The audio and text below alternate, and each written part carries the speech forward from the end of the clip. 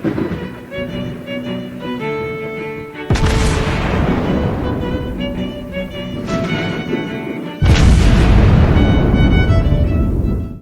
everyone, and welcome back to World of Warships Blitz with Terry. Today we'll be looking at the, well, it's not really a heavy cruiser line per se, but the other line of Soviet cruisers that has this split at Tier 8, where you usually have the Sorta-heavy, and on the other end you have the Tallinn. The Tallinn had an interesting journey because she started as the Lützow, the last of the Admiral Hipper class heavy cruisers made by the Germans. She was then sold to the Soviets, but she only had 2 guns, and well, the manuals and everything was in German. So first of all, the Soviets renamed her to Petro, which doesn't confuse anybody, and then tried to figure out how to use the ship. And there was a lot of back and forth because, you know, they tended not to speak German and the Germans tended not to speak Russian very well. So there was language barriers. There were disagreements about how to train. None of the countries had ever done an international training exercise of any sort. So it took them quite a while to figure out how to get that all sorted. And by the time they sort of had that sorted, the Germans were invading the Russians, or the Soviets rather. And the Tallinn, well, she wasn't the Tallinn, she was the Petropavlovsk back then, not the Lützow anymore, the Petro, with her 2 forward guns only, was sitting in Leningrad, and was quite busy during the siege of Leningrad, shooting at the Germans, which must have annoyed them to no end, because first of all, they disabled her with heavy artillery, and then, for good measure, they dropped some bombs on her and have her sunk. To which the Soviets then raised the ship again and renamed her to Tallinn, but didn't get around to actually completing the ship because they were then retaking Leningrad and she was once again shooting at the Germans. And then at the end of the whole thing, she was renamed to Dnieper and became a training ship, I think, or a barrack ship of some sort, and then was eventually disposed of. But they never really finished the thing. And you know, she just had always her forward turrets. So given that background, the Tallinn, as we have her here in game, obviously does not only have her 2 forward turrets. This is an imaginary ship in terms of what had happened if the Soviets had actually completed this thing rather than just scrapping it at the end. And well, it's technically a Hipper class, and you can kind of see that, but she gets different guns. So let's compare, the obvious comparison being the Tallinn versus the Admiral Hipper. The Tallinn gets a precise aim 2 and gets a defensive AA, whereas the Hipper gets the precise aim 1 and the sonar, as we all know it. The armor is, well, technically the same. The Hipper gets better torpedo damage reduction and gets a bit better fire flooding resistance. In terms of maneuverability, the Hipper pretty much wins quite comprehensively, which is really strange because it's technically the same hull, really. The guns, this is where it gets interesting. Now, the Hipper, obviously being a German heavy cruiser, has 203mm guns, or 8-inch, I think. And they have a 10-second base reload. And they don't do a great amount of HE damage, but that's also not what you do with German AP. She does almost 1,000 points of damage with German HE. She does almost 1,000 points of damage with the armor piercing. Whereas the Tallinn gets 180mm guns. So I'm going to have to dig up actually what the exact definition from, I think it was from the London Naval Treaty was.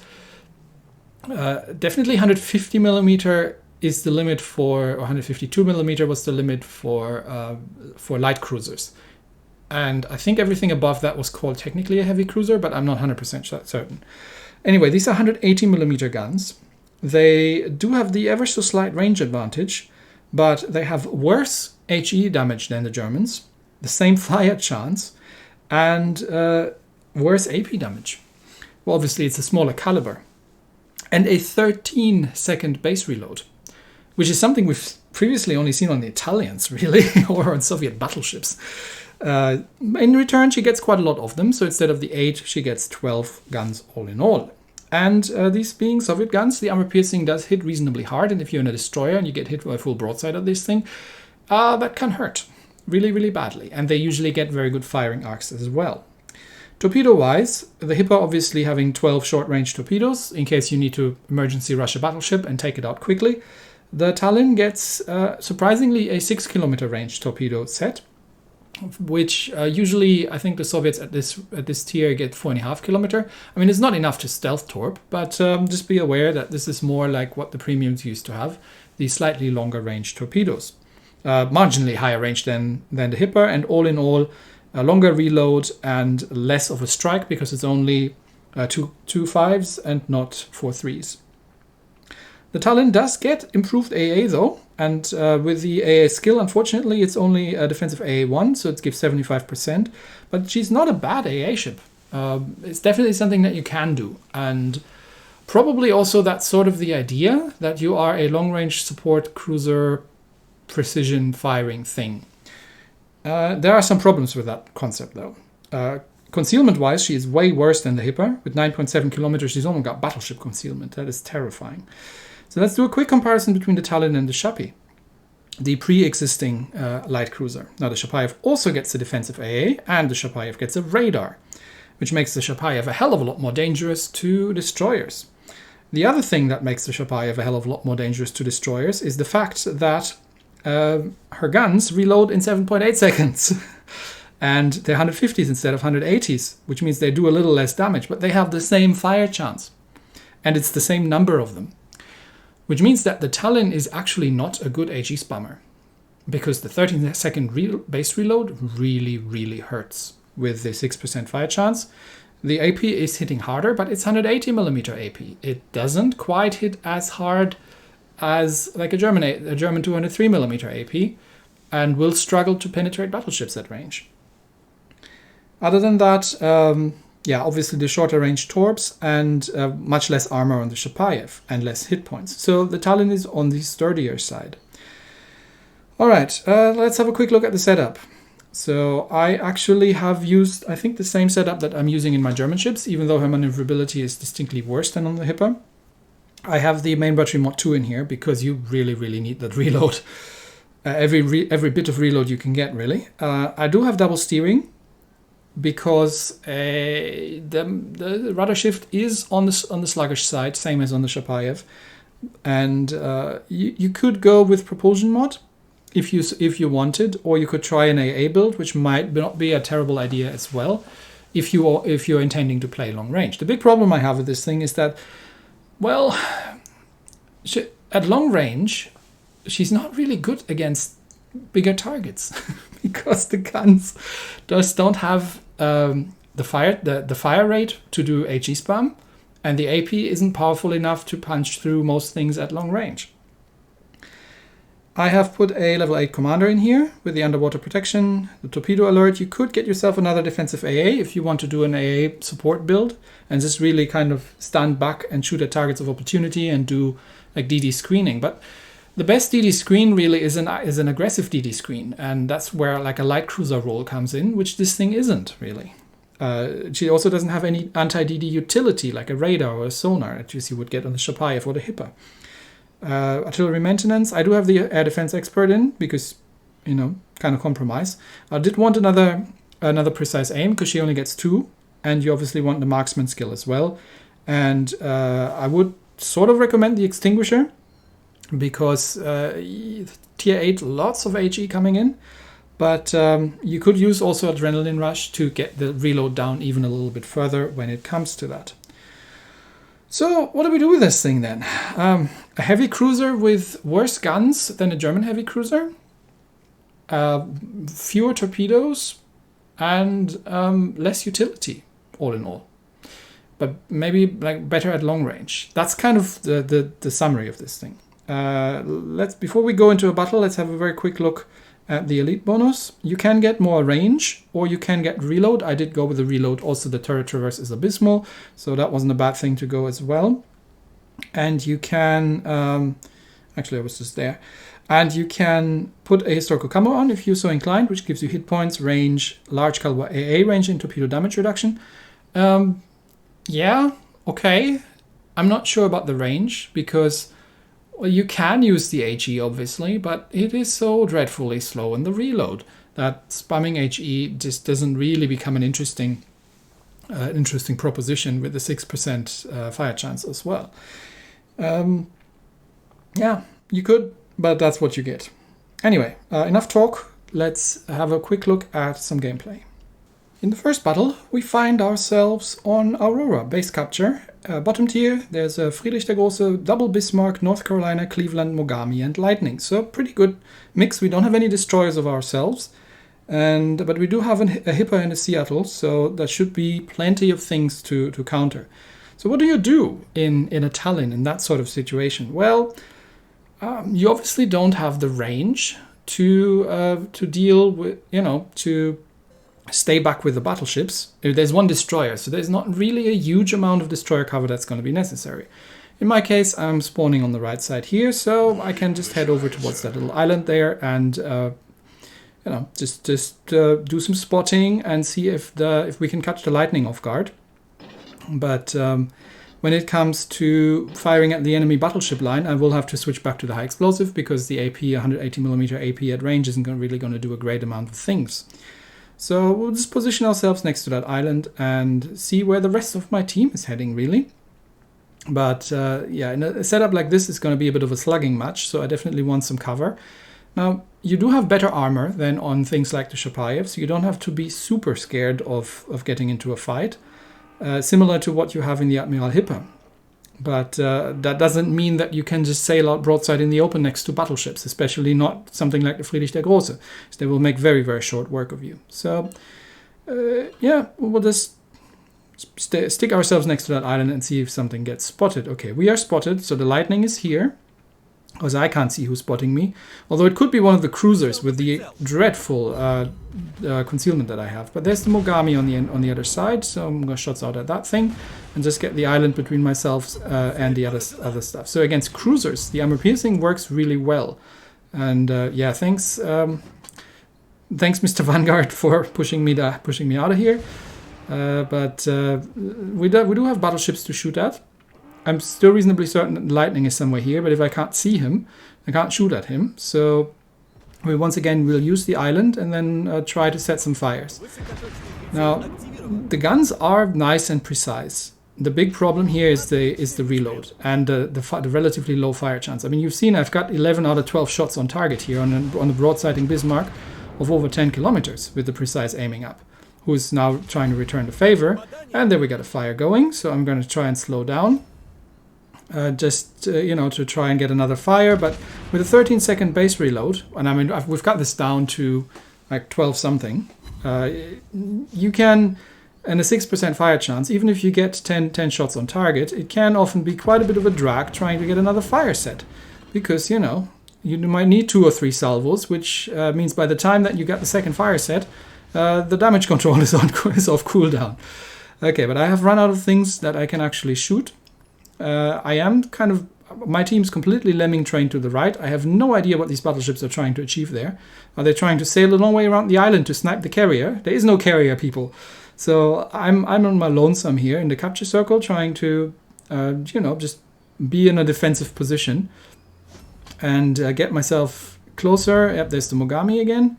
Get myself closer to things and see if I can set the Bismarck on fire again. So second try. Take the speed out, but both Mogami and Freddy look like they're going to rush me, and of course lots of hits but no fires, which means I am going to have to deal with these guys, I guess. And back to the armor piercing. If I'm shooting at Mogami, there's also Cleveland, and now I'm getting a fire with a single hit. So of course I've got now the armor piercing loaded and get something else to shoot at. But yeah, the problem with the reload is that it just takes you too long to be able to exploit enemies making poor decisions. Damaconing single fires, it just takes too long to get shots out again, even though you do have a lot of guns that you can get on target. It is a bit of a drag having to wait for them all to reload. So we're back on the HE and I'm trying to get in range of something, but my battleships are all clustering around next to me, and I still have no idea where that Lightning is, but he might have gone somewhere the long way around. I am still spotted, even though I can't see what it is that's spotting me. So he is somewhere here. I just don't know where exactly. So let's try to burn down the Friedrich der Große now. Oh, there he is. Hello, Mr. Lightning. Okay, never mind that. Back to the armor piercing. A radar would have been really useful by now, and a rapid reloading 150mm guns, like on a Chapayev. But no, I don't have that. So I'm going to have to back out and wait for at least the Lightning only has a fuel smoke. And this is not a good position for you to be in, Mr. Lightning. Of course, I'm going to get shot at, which is why I can't actually do anything and get my other guns to bear. I can only wait for my front guns to reload, which takes so long that the Lightning actually goes undetected in the time it takes my guns to reload. There come the Lightning's torpedoes, which is to be expected. So we'll turn the ship around and just make sure that we're also not getting shot at. So yeah, both I mean, I knew they were coming, so like a sonar would have been helpful, a radar would have been helpful, a faster reload would have been helpful. But now we're just waiting for our guns to reload. And then maybe we eventually will get some shots off at the Friedrich der Große over there.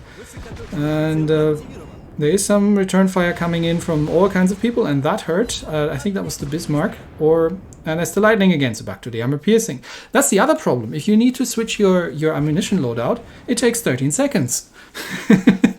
And he smokes up, of course, so at least he's not torpedoing me. But by the time I've reloaded these guns, the Lightning is already gone. And the Tirpitz has had enough of this and says, screw this, I don't want to play anymore, get me back to port. Whereas I'm now back to the high explosive and once again trying to set the Friedrich der Große on fire.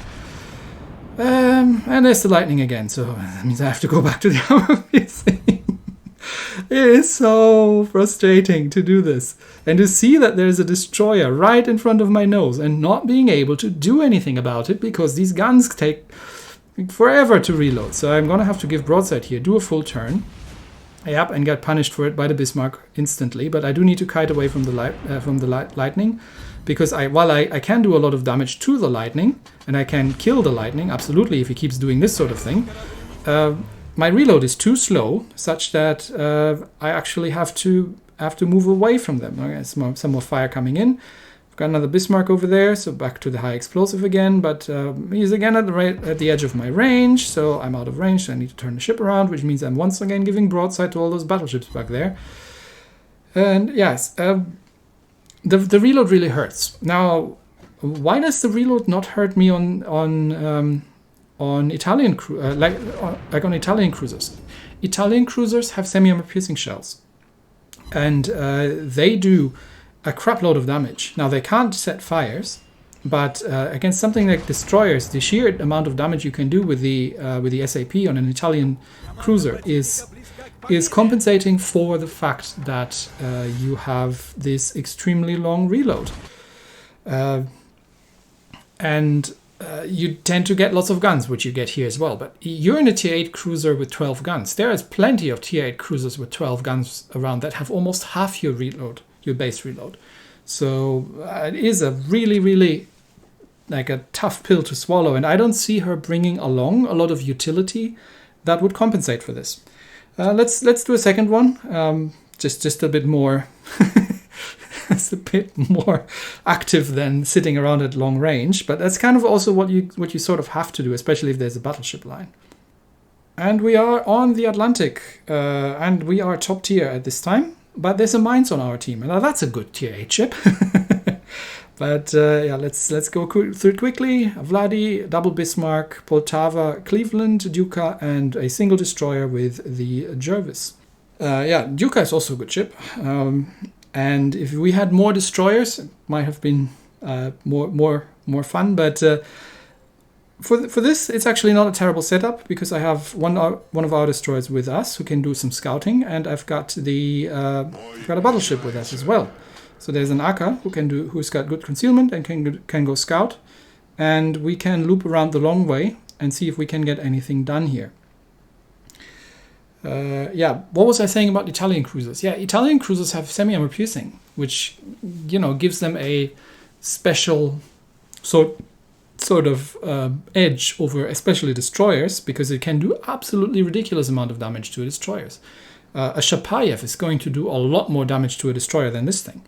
And even a Hipper at range is going to... And a Hipper is not a destroyer hunter, but at long range... the Hipper's guns are pretty good as well with the armor piercing against destroyers. And she has a 10-second base reload. Not like this thing. So, I don't know. She has very niche usages while we are detected, so there is a destroyer here. That's why I'm slowing down. She has very niche usages, but she's definitely not a cruiser for me. Yep, there she is. And once again, if I had been in a Chapayev, that thing would be dead because I would have just popped my radar. Now I have to resort to blind firing it. I mean, it's not particularly difficult because I know I kind of see where the smoke's going. Yeah, there you are, Jervis. Hello. And Jervis decides that he wants to stop broadside onto a Tallinn. That is a particular level of bad decision making here. Now he's reversing while being sitting broadside on more or less to the rest of my team.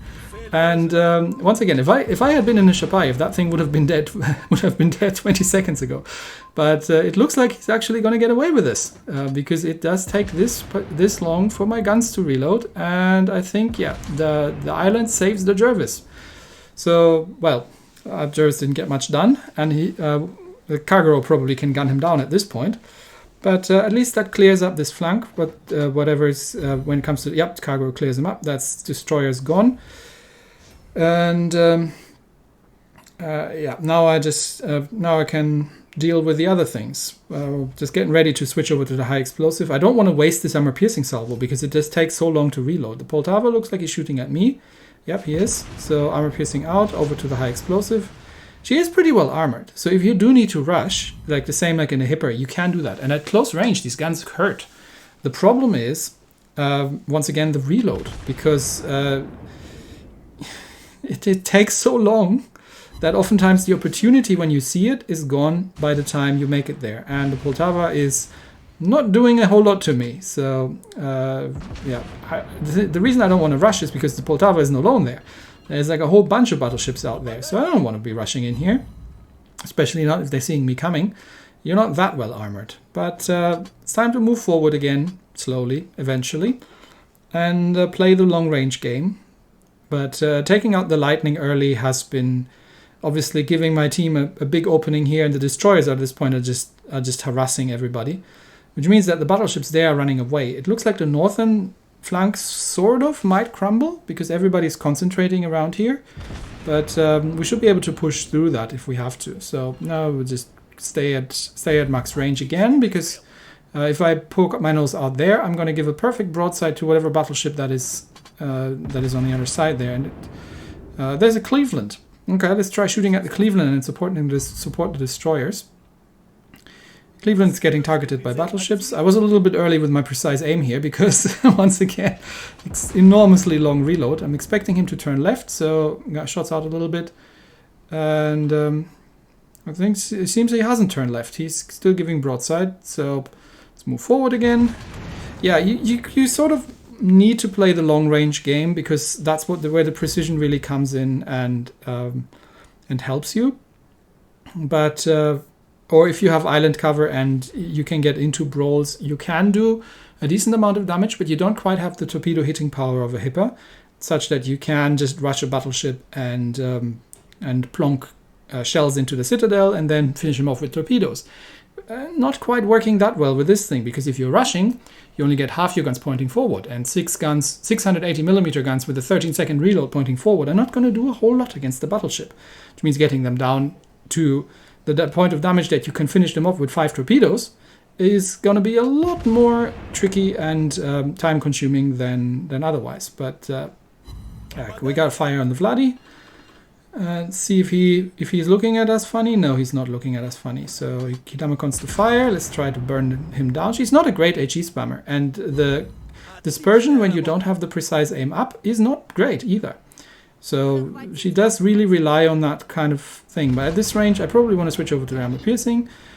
There's a permafire on the Vladi, and he's looking somewhere else, or is he looking at me? I think he's looking at the Kagero. But once the Kagero is dead, then it's my turn. So at this point, the armor piercing will do a really decent amount of damage. That's a perma-flood. So some more torpedoes will finish off that Vladivostok, if I can't finish him off with the guns beforehand. And the Colorado actually takes him out. Okay, Vladi dead. They are rushing our cap, but I think we have rolled up their flank here quite comprehensively, such that we can just sail into their cap and make an end to this. Then we've still got some ships to shoot at. But yeah, not a very rewarding ship so far in my experience. Not a ship I would be particularly keen. Because she's kind of not, in German she's neither fish nor meat. She's not a proper heavy cruiser, because you've got worse guns than on say a Hipper.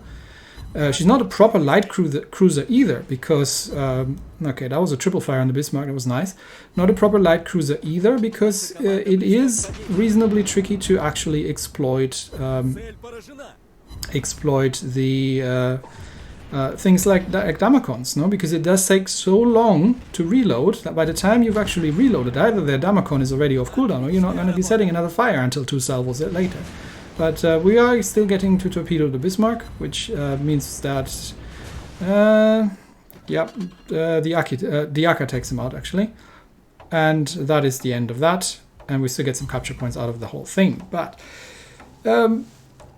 not a ship I think I'm particularly excited about. She does have some advantages, like better armor, but she doesn't have enough firepower or enough DPM really to do things like rushing enemy ships, and she doesn't have enough capability that would make her unique in any way and make her useful in my opinion. So once again, there will be people who like this ship, and that's up to everybody. I think if you're playing her at long range with the occasional slapping of things like light cruisers and destroyers, yes, that's something you can do. She's not a great multi-role ship. She is a good support ship with the defensive AA if you're in a carrier game and you want to stay at range with your battleships and protect them from destroyers. But the anti-destroyer utility is very limited with the very slow reload and the lack of both sonar or hydro. So in all these cases, I would say the Chapayev is a better ship than this.